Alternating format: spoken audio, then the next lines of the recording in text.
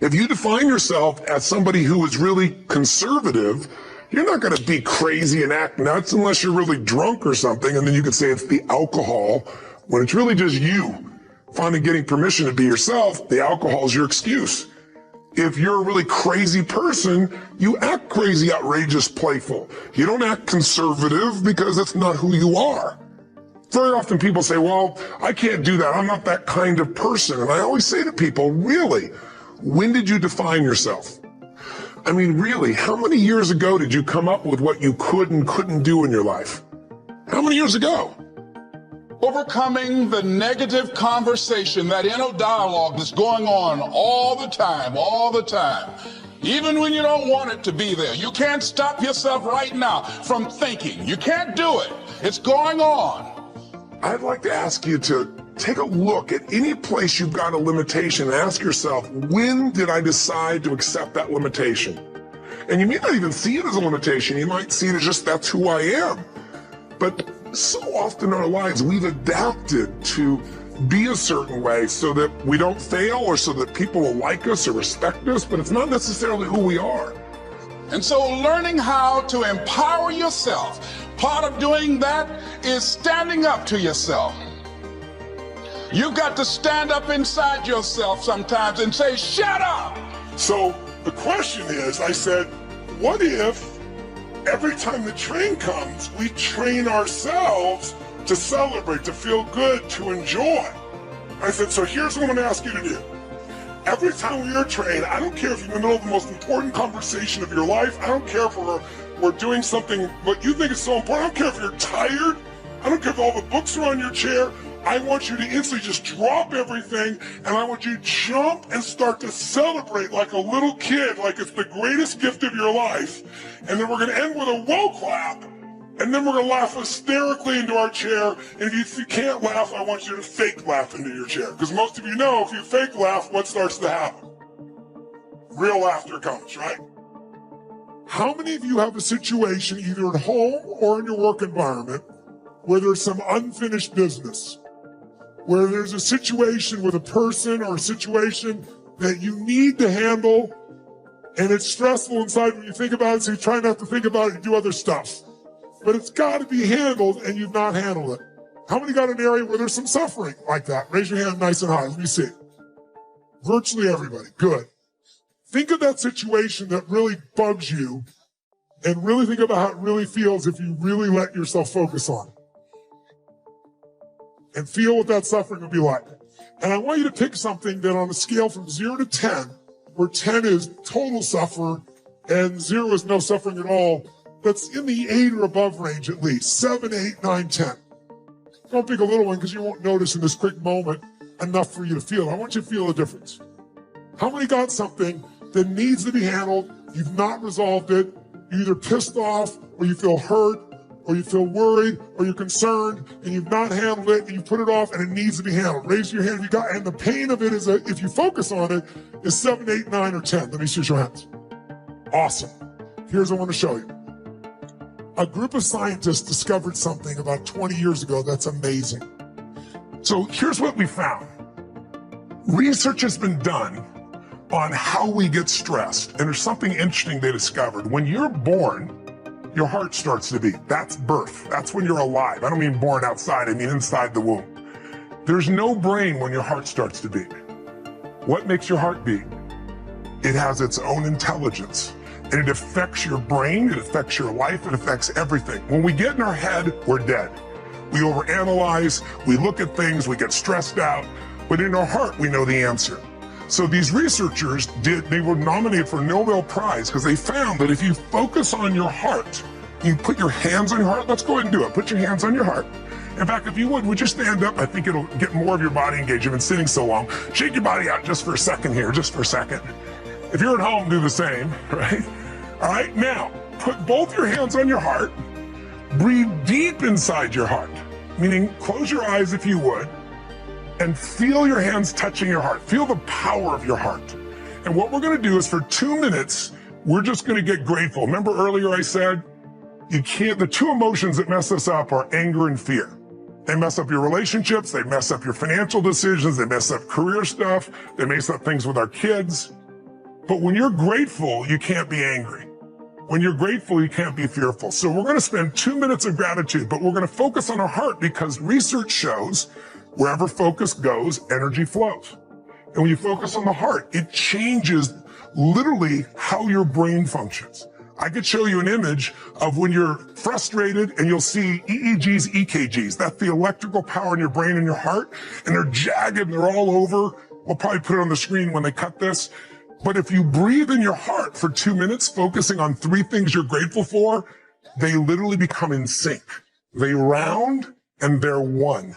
And when they're one, your heart has the answer. So breathe deep in your heart and let's begin.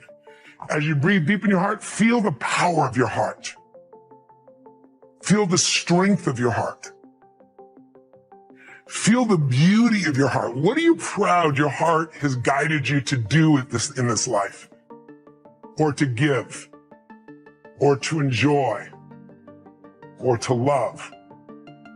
Feel the power of your heart. It beats 100,000 times a day, and you don't have to do it. You don't have to do anything. In fact, something loved you enough to give you this heart at the very beginning. You didn't have to earn it, did you? You didn't have to prove yourself. You didn't have to prove your worth. Something knows your worth and gave you this gift. You can call it God, the universe, whatever you call it, but feel that powerful heart that beats and is always there for you and has been for decades. And give thanks for it. And as you're breathing in this sense of appreciation and gratitude, we're going to take about 1.5 minutes and focus on 3 moments in your life you could feel deeply grateful for. They could be any 3 moments. It could be from your childhood. It could be from today. It could have been from 10 months ago. Any moment that you could step back in that memory as if you were there and fill up with a sense of gratitude. So right now, I'd like you to think of one of those moments. A magic moment, a beautiful moment from any stage of your life. What's been one of the most beautiful moments of your life? Yes. So breathe deep, breathe in your heart, and step into that moment that you cherish. And fill up with appreciation, with gratitude, with joy. And feel yourself going into a beautiful state as you breathe in your heart and feel like you're there. Think of a second moment now that you could be deeply grateful for. Again, it could have been at any stage. It could be something little or big. Step into that moment, breathe like you were breathing then. See what you were seeing then. Hear and feel what you were hearing and feeling then. And fill up with that feeling of gratitude, of enjoyment. And then finally, one more moment that you could feel grateful for. What would be a really beautiful moment in your life you could relive? Step into that moment now. Breathe deep into it. See what you saw. Hear what you heard, feel what you felt. Fill up. Fill up with love or gratitude or joy. And if you can feel it, it feels good, fill up with that gratitude. And then ask yourself about that thing that used to stress you a few minutes ago. Say, all I need to remember, all I need to focus on, all I need to do in that situation is what? And trust your heart. It knows the answer that fast. Feel your heart. All I need to focus on in that situation, all I really need to do, all I need to really appreciate or feel or experience, all I need to focus on, all I need to believe, all I need to do is what? And your heart knows the answer. Raise your right hand with your eyes closed if you know the answer. If you know exactly what to do to resolve the situation, raise your right hand nice and high if you would right now. And keep your hand up. As soon as you got it, raise your hand. Perfect. Keep your hand up. And then open your eyes and look at the percentage of people who just in 2 minutes have figured out how to solve what was so stressful. If you look around, it's about 90%. For those of you that are still there, you're kind of hanging on a little bit. And for those that are doing that, there are other techniques, but did it reduce it? Yes, even for those. So for you, ma'am, you didn't, which one didn't raise your hand? One of you didn't raise your hand. Yeah, so did it reduce it for you? So where was it and where is it now? Oh, it went from a 9 to a 6. So we could do a second one and let's stack it. So what I want you to do is This is a way in 2 minutes, you're starting to feel stressed, you breathe in your heart, you focus on what you're grateful for, 3 things, and then you look at the problem and from your heart, you solve it. How many got it? Let me see your hands. How many got it like this? Have a mind that is open to everything and attached to nothing. One of the central principles of my life is that no one knows enough to be a pessimist about anything. And that each and every one of us, when we close our mind to what is possible for us or what is possible for humanity, closes off the genius that resides and lives in each and every one of us. Having an open mind doesn't necessarily mean finding fault with all of the things that you've been taught by others. It means opening yourself up to the potentiality and the possibility that anything and everything is possible. So having a mind that is open to everything and attached to nothing really means finding within ourselves the ability to get rid of a trait that I find so common in the contemporary world. Do you know that most people that I meet spend their lives looking for occasions to be offended? They actually are out there hoping that they can find some reason to be offended. And there's no shortage of reasons. They're out there everywhere. The way this person dressed, what this person said, they turn on their TV, they hear the news, they're offended by this. Someone used language that they didn't like. Someone doesn't share the same customs that you. And people all day long. In fact, if you keep track tomorrow, you will find probably 100 reasons that you can go around being offended. But a mind that is open to everything and attached to nothing is a mind that says, I'm never looking for anything to be offended by. And that whatever anybody else out there has to say, my response to that is, that's an interesting point of view. I've never considered that before.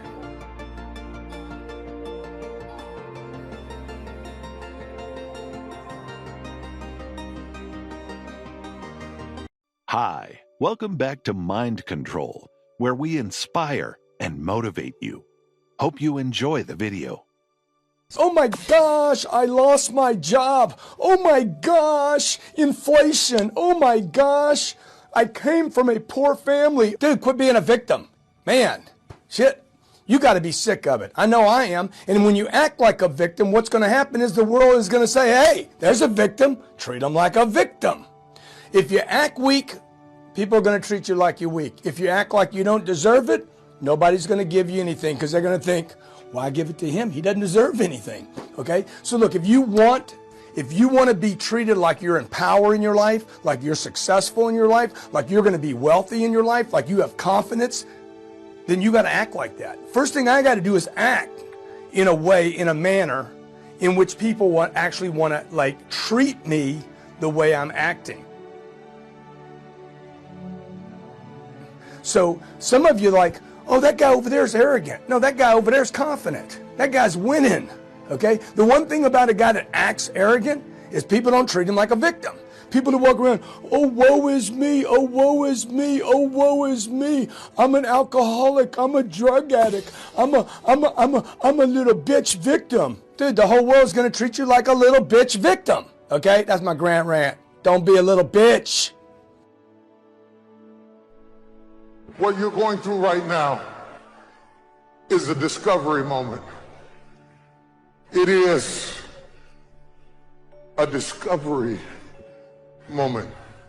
The stage you're at, the age you're at, the burdens you bear, these are discovery moments. Not moments where you discover how bad life is, but rather how strongly you have been created. In mating seasons, the males fight.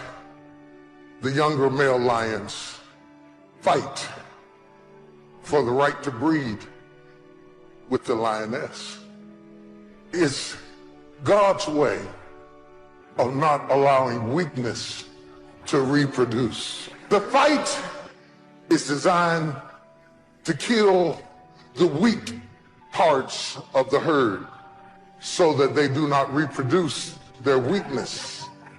The strongest lion reproduces so that the next herd is born in strength. Baby, only the strong survive. You can break if you want to. You can turn around and give up if you please. But God said, I'm not going to put my fruit in somebody who quits. God says, I'm not going to pour my investment in somebody who walks away. But the last man left standing, God said, I'm going to pour that into you. I have learned that even in my own life, experience kills off the weaknesses. Your childishness begins to die. Your fear begins to leave. You look at things now that you would have been all upset about 10 years ago. And you say, oh, it'll be all right. It'll be all right. Don't worry about it. It's not that serious. Because that foolish part of you died in the last fight. That silly part of you died on the last battlefield. And now you're coming to a place that God makes a way of escape, but not so you can run.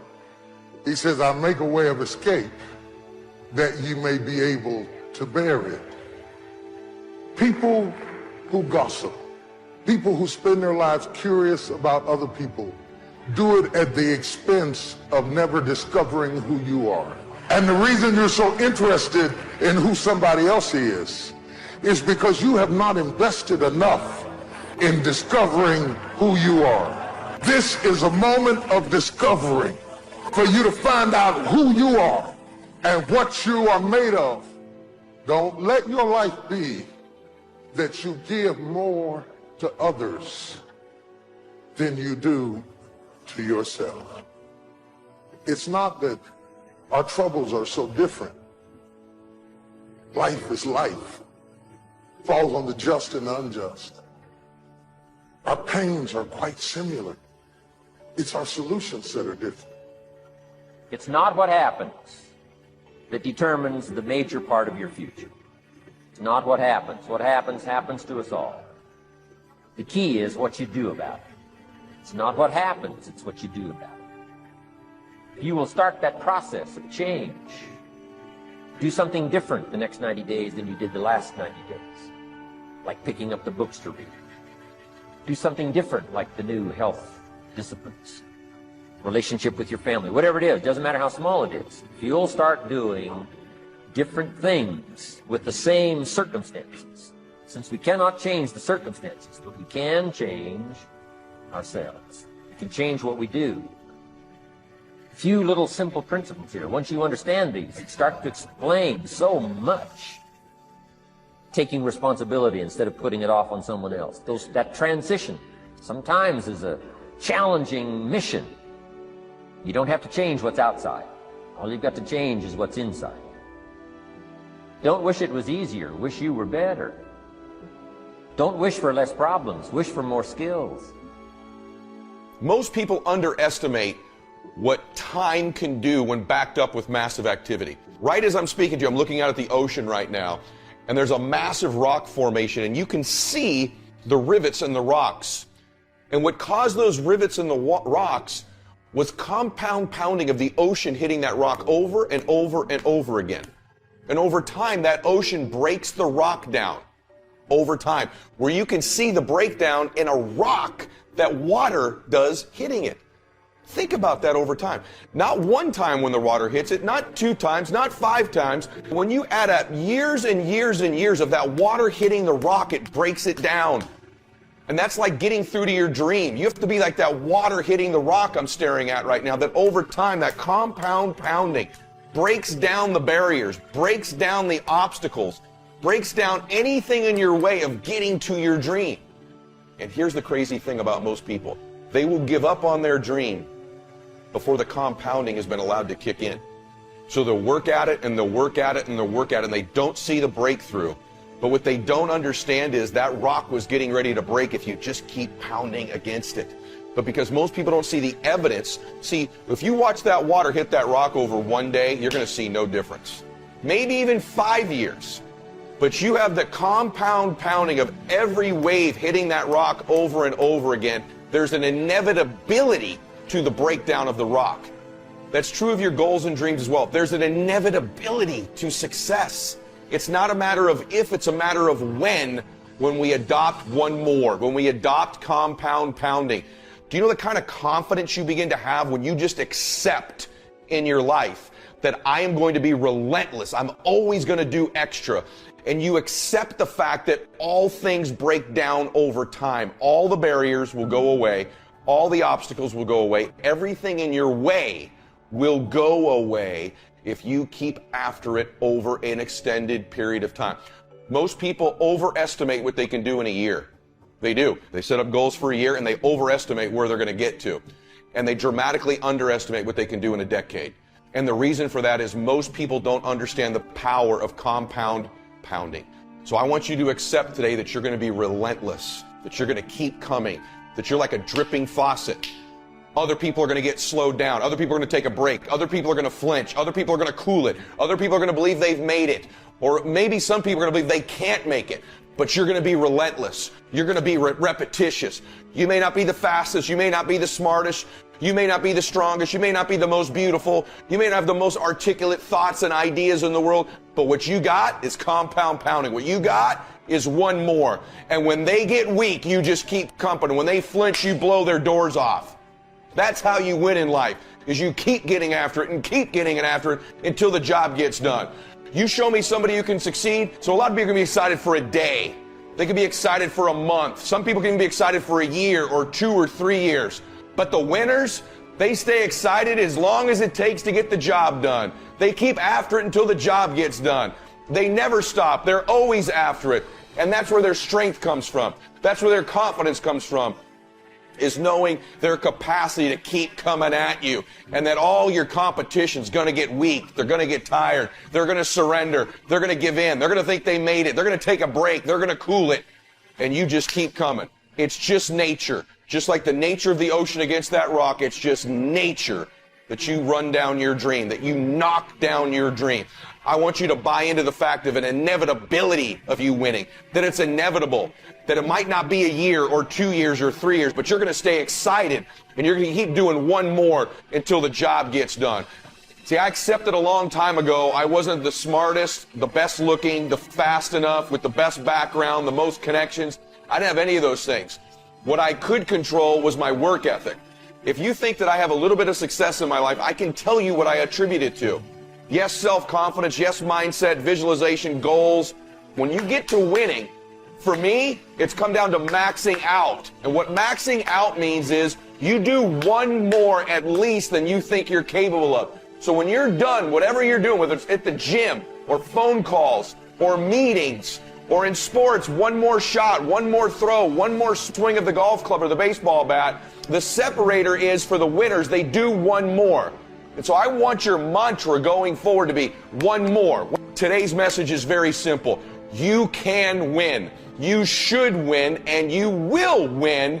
I want you to feel this. You will win if you just keep coming. You keep getting after it. You keep doing one more. You can control this. You can't control all the exterior things in your life, people's attitudes, how they treat you, who hates on you, who lets you down. But you can control this. You can always go 46 instead of 45. You can always go 11 instead of 10. You can always make the next phone call. Always do one more meeting. Always do one more. Always, always, always. And I promise you, you will knock down that rock that's in between you and your dream and make them come true. You can quit if you please, but you got what it takes. We'd like to thank you so much for watching till the end. Don't forget to share your thoughts in the comments section. Please also like, subscribe, and share this video with your friends and families. Please watch our other motivational videos. Thank you again. You actually have a say-so in how your life goes. Life is not designed where you just wake up and see how it go and you react. You actually have a say-so. You have a determining voice into where your life can go. You have no say-so in what happens to you, but you have a say-so in what you do about it. See, you get tripped out because you got dirt on you, but you need dirt on you to develop. I still got dirt on me. But show me something that has grown into something beautiful that didn't have no dirt on it. You take a seed and throw it on the concrete.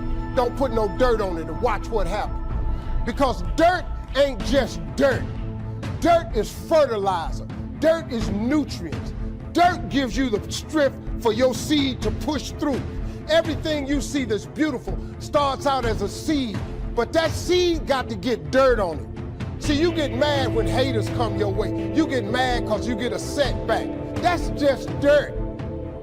You got to have dirt on you to grow into what God got for you. Everybody has a gold standard, a worthy image of self. And it's not just about the physical, it's also about a standard of what they expect to make out of their lives. If you're saying that you want to live your gold standard, then you're saying that you are prepared to accept the highs and the lows, the sweet and the painful. You can see why most people don't live their gold standards. They want the honey, but they worry about the bees. It doesn't work like that. Honey comes with the bees. Everyone wants to know about the great highs, but few people are interested in the terrible lows and the unrelenting stress. I know that for a fact. People want to talk to you when you have it together, not when you're falling apart. They're interested in watching your rockets fly, but not your heart breaking. If you're trying to be cute, then stick to ideals. But if you are sincere about living your gold standard, then the questions are, what are you prepared to endure? The belief of the individual can overcome thousands of followers. One person with a belief overrides thousands of people with just intent. Right now, we have the most valuable asset on earth on our side, time, but it's running out. And right now, you guys are sitting there. And to make that first step towards greatness is the hardest step. But there is one thing harder than that, my friends. It's later in life. As you look back on your life, the windows of opportunity has closed. Your ability is no longer present. And you think back that you could have been great.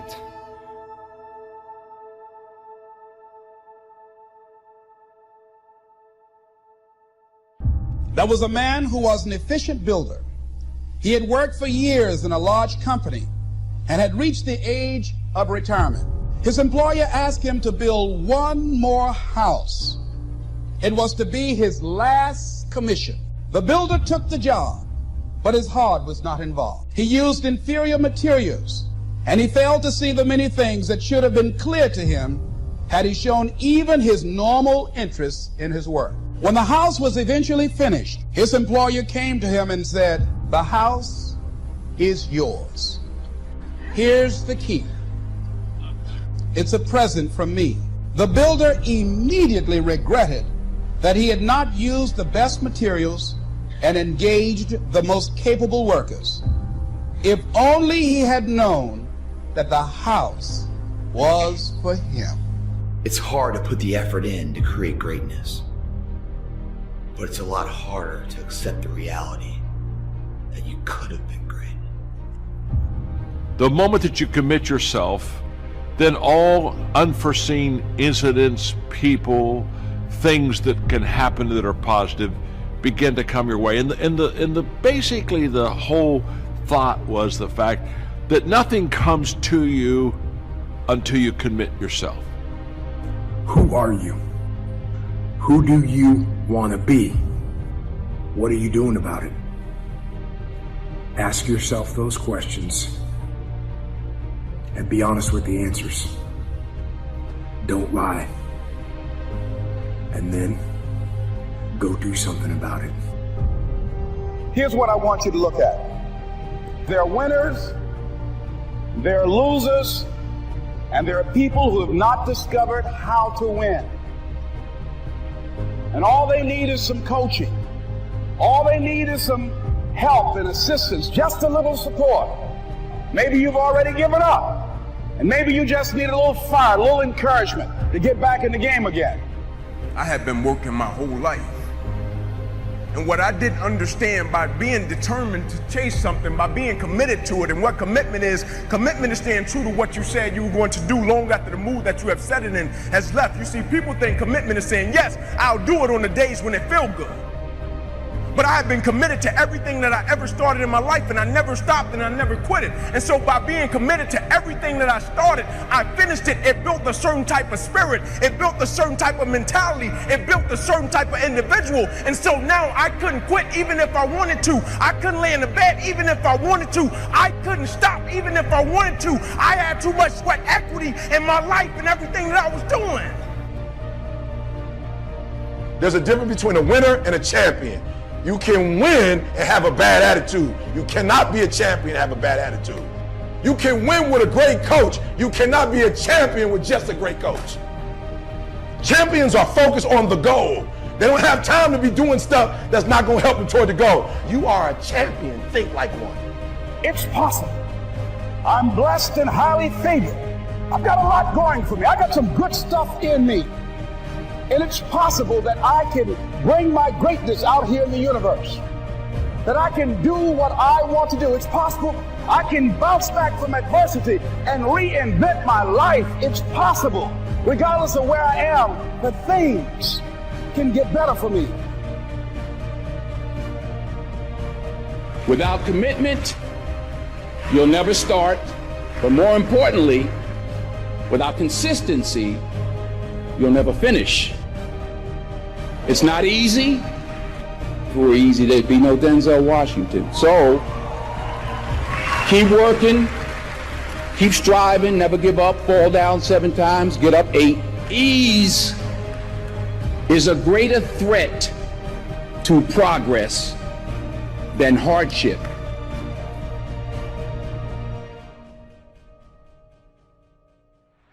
Easy is not an option.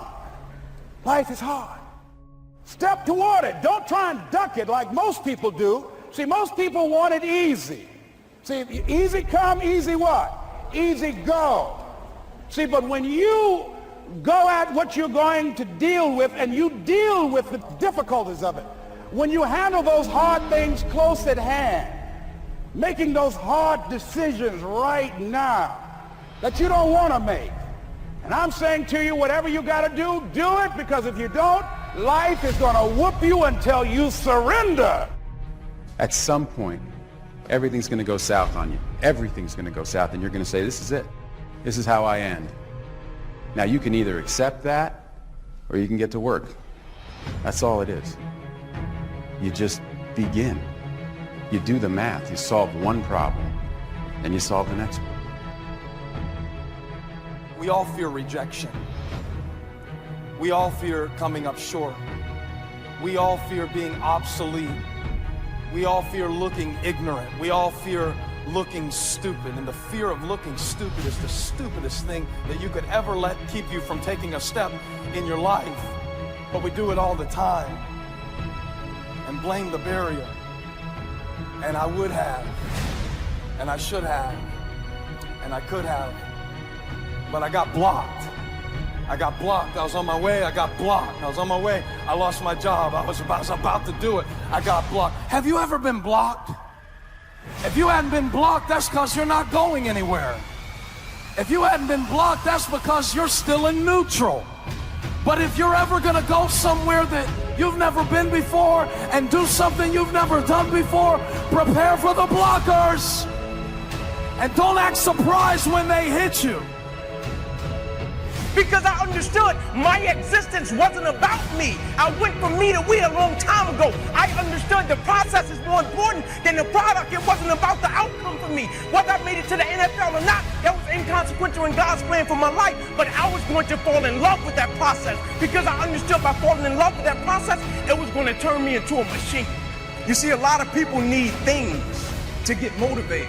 A lot of people need a little extra money to get motivated. A lot of people need, you know, whatever the case may be, a little bonus to get motivated.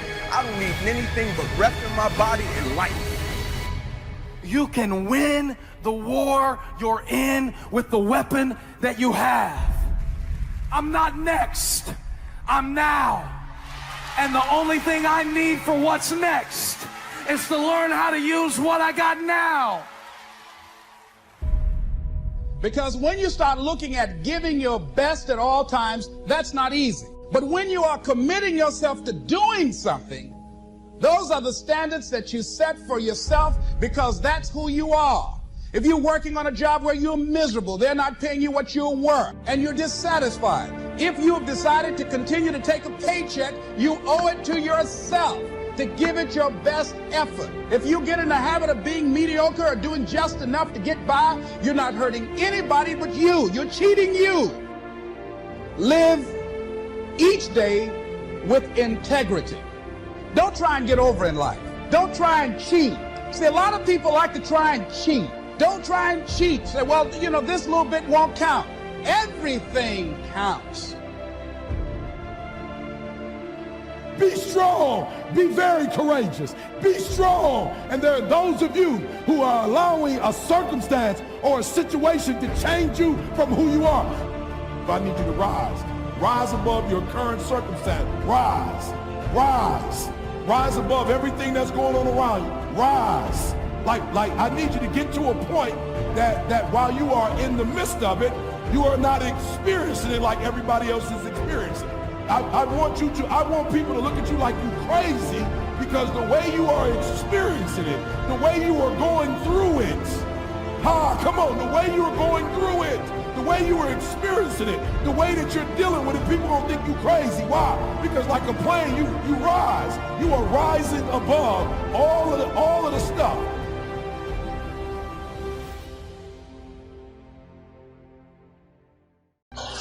Sometimes we have to ask ourselves, what's using my life? I heard a guy give a lecture one time that says, we are today what we were when.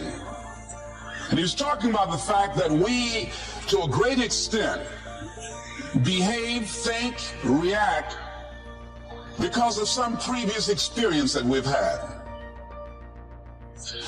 One of the things that we know about life is that it is always changing.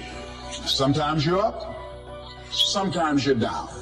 Sometimes things go real well, and sometimes they don't. Sometimes you're happy, and sometimes you're sad. Now that's that thing called life. And when we begin to understand and know that, accepting that reality that we will never ever have things just on an even keel all the time, that you're going to have some ups and you're going to have some downs. But during those down moments, that's where the growth takes place. That's where the work is. See, anybody can feel good when they have their health, their bills are paid, they have happy relationships, the children are acting normal, business is successful. Anybody could be positive then. Anybody can have a larger vision then. Anybody can have faith under those kinds of circumstances. Am I correct? See, but the real challenge of growth, mentally, emotionally, and spiritually, comes when you get knocked down. Somebody said that adversity introduces a man to himself or a woman. How you handle it, that's where the growth takes place. When I was facing some challenges, I had a guy say something to me, and I suggest this is one of the first things that you want to do when you're facing a challenge. You want to get unstuck. Evaluate where you are. Look at it. Assess yourself. Assess yourself and assess the situation. What brought you there? What role did you play? Earl Nightingale had a saying I like. He said, all of us are self-made, but only the successful will admit it.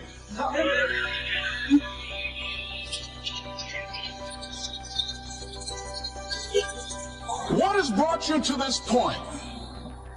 What did you learn from it? Are you learning anything, or are you doing it over and over and over again? Somebody said that insanity is doing the same thing in the same way, expecting a different outcome. Are you going through it, or are you growing through it? Are you bigger and better because of it? Because it's not going to leave you until you grow through it. I was going through a major challenge in my life that was wearing me out, that was using me. And one of my students told me in a class that I was teaching, Lessons in Truth, she said, Les, until you handle it with grace, it will stay in your face. And it stayed there a long time. Let me show you this. We all live inside a bubble, right? This is our world. We go to church here, we work over here, we go get our coffee over here, we go to this park over here, we usually go over here to, hang out with friends. This is our favorite club. This is our world. This is our favorite spot on the beach. We all live in this bubble. What you gotta do to get the life that God wants you to have, you gotta put more air in your bubble. You got to blow your bubble up. Expand yourself. Take yourself out your comfort zone.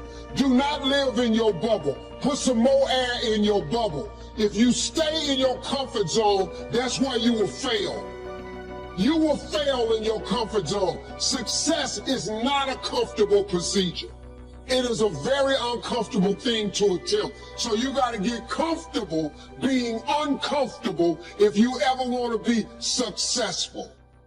Start putting some pressure on. Put some pressure on yourself. Get out here and get about it. Look, I'd love to sugarcoat this thing for you. I'd love to tell you, look, you can go out here and get rich, do a couple of things. That ain't happening. You got to get real doggish. You got to get downright funky if you want to make it. Now, like I was telling you before, if you want to be ordinary, you ain't even got to listen to me. Just go on about your business. If you think ordinary is cool, ain't no problem. It's some really, really wonderful ordinary people. But if you are sitting in this room and you have extraordinary aspirations, then you're going to have to do extra. You put extra on top of ordinary, and you come up with extraordinary. It's no other way. I'm sorry, but here's the fact.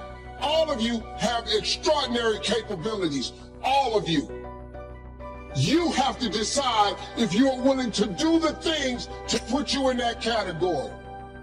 Rich people don't sleep 8 hours a day.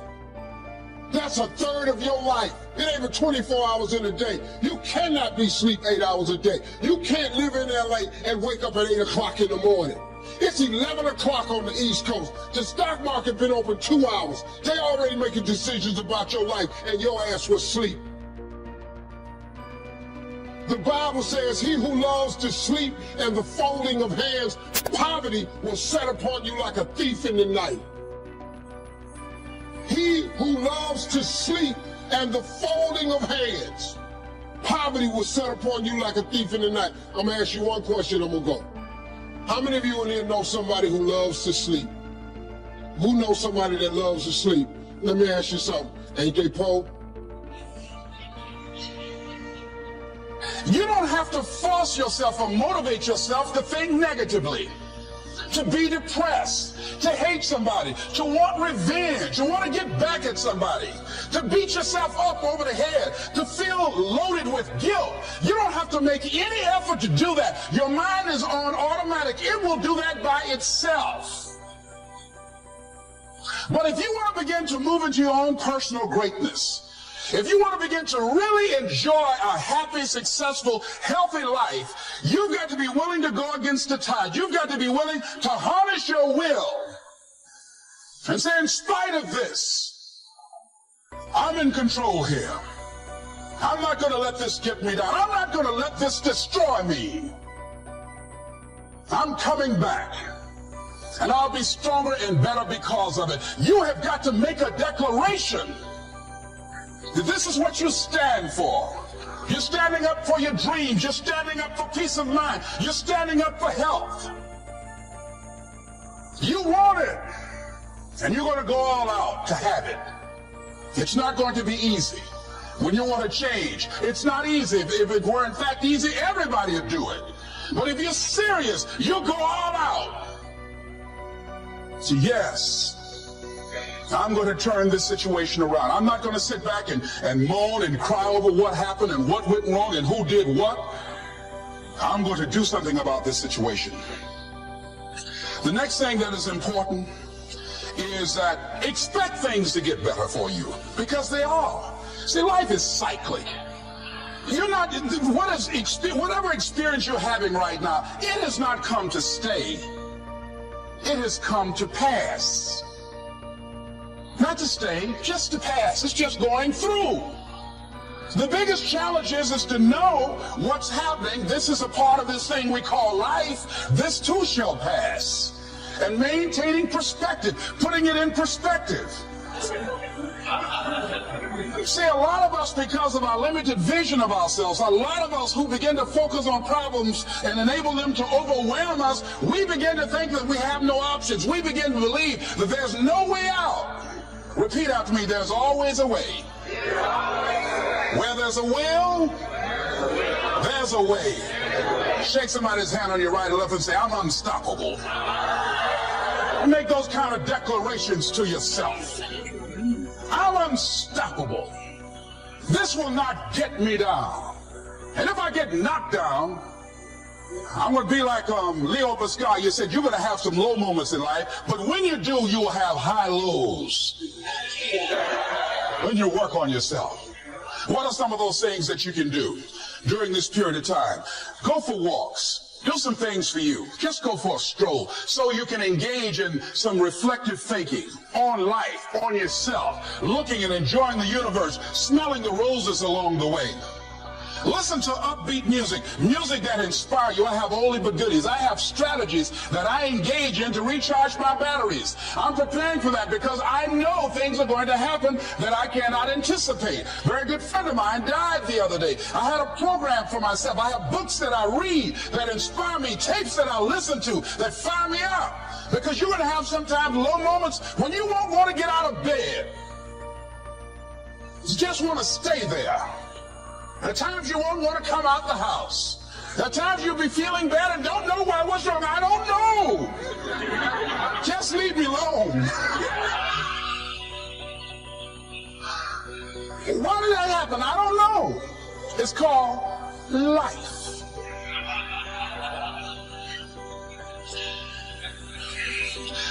The other thing is take full responsibility for your life. Accept where you are and the responsibility that you're going to take yourself where you want to go. Someone said we have two primary choices in life. We can either accept conditions as they exist, or we can take the responsibility to change them. See, a lot of people want to exempt themselves from taking responsibility. All they want to do is talk about the problem.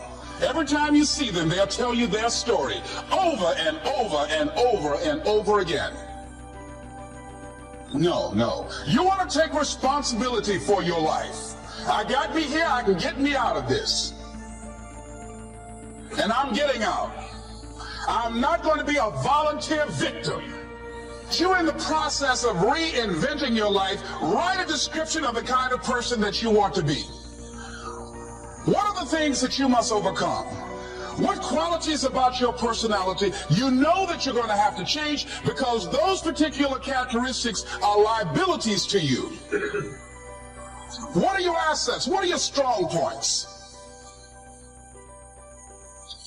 Look at and evaluating yourself to make that determination.